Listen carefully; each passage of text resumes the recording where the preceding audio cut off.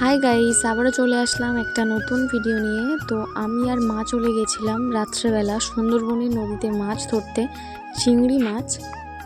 আর এই দেখো, মাছ পড়া কিন্তু শুরু হয়ে গেছে। এই প্রথমবারেই এই চিংড়ি মাছ দুটো পড়লো, খুব বড়ই ছিল।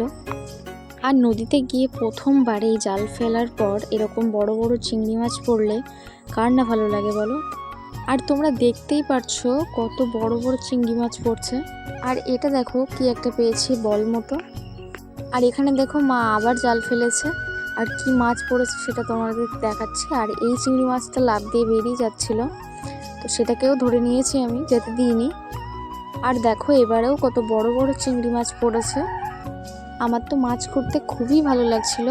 আর যা বড় বড় ছিল, ভালো লাগবে নাই বা কেন, প্রতিবার জাল ফেলছে আর এরকম বড় বড় চিংড়ি মাছ, খুব আনন্দ করছিলাম আমি। তারপরে দেখো আবার একটা বেলে মাছ পেয়েছি। আপনি যদি আমার চ্যানেলে নতুন হয়ে থাকেন তাহলে অবশ্যই চ্যানেলটি সাবস্ক্রাইব করে অল নোটিফিকেশান অন করে রাখবেন, যাতে আমার ভিডিওর আপডেট আপনার কাছে সবার আগে পৌঁছায়।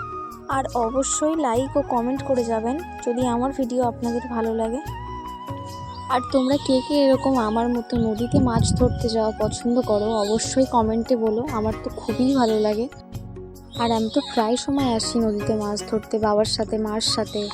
আর আমি বাবা মায়ের জাল ফেলা দেখতে দেখতে আমিও শিখেছি অনেকটা। তবে আমি সেইভাবে ফেলতে পারি না, তবে একদিন অবশ্যই ফেলে দেখাবো।